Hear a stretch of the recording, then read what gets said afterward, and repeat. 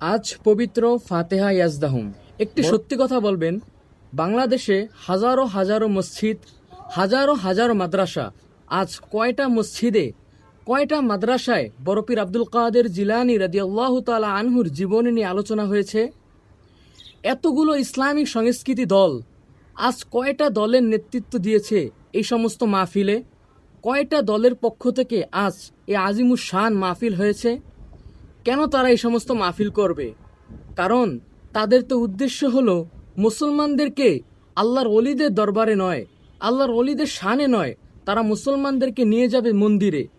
কারণ আল্লাহর ওলিদের শান মান নিয়ে যখন আলোচনা হয়, তখন আল্লাহ রাব্বুল আলামিনের কথা চলে আসে, রাসূল সাল্লাল্লাহু আলাইহি সাল্লামের কথা চলে আসে, ইবাদত বন্দেগীর কথা চলে আসে। কিন্তু তারা তো এটা চায় না। তারা চায় মুসলমানদের ঈমানকে ধ্বংস করতে।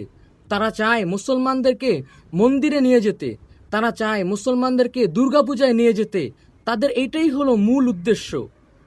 যদি এটা উদ্দেশ্য না থাকতো, তাহলে বড় পীর আব্দুল কাদের জিলানী, যিনি ছিলেন আল্লাহ রব্বুল আলামিনের এই অলি জগতের সবচাইতে বড় অলি, যার জীবনী নিয়ে আলোচনা করলে আপনি আল্লাহকে চিনতে পারবেন, যার জীবনী আপনি শুনলে আপনার ইবাদতের প্রতি মন চলে আসবে, তার আলোচনা আজকে এই দেশে হচ্ছে না। তারা চলে যাচ্ছে মন্দিরে, মন্দিরে পূজা করতে যাচ্ছে, মন্দিরে পূজার শুভেচ্ছা জানাচ্ছে। তো আল্লাহর ওলিরা যদি হক না হতো, তার আল্লাহ তাআলা এই আয়াত কেন নাজিল করবে? আলা ইন্না আউলিয়া আল্লাহ লা খাউফুন আলাইহিম ওয়ালা হুম ইয়াহজানুন। আল্লাহর ওলিরা যদি হক না হতো, তার আল্লাহ তাআলা এই আয়াত কেন নাজিল করবেন? ওয়ালা তাহসাবান্নাল্লাযীনা কুতিলু ফি সাবিলিল্লাহি আমওয়াতা বাল আহইয়াউন ইনদা রাব্বিহিম ইরযাকুন। আল্লাহ রাব্বুল আলামিন যদি আল্লাহর ওলিদেরকে হক না মনে করতেন, তাহলে আল্লাহ রাব্বুল আলামিন এই আয়াত কেন নাজিল করতেন? ওয়ালা তাকুলু লিমান ইউকতালু ফি সাবিলিল্লাহি আমওয়াত বাল আহইয়াউন ওয়ালাকিন লা তাশউরুন। এই সমস্ত আয়াত যখন আপনি পড়বেন, অর্থ বুঝবেন, তখনই আপনি বুঝে যাবেন যে আল্লাহর ওলিরা হক এবং তারা সত্য।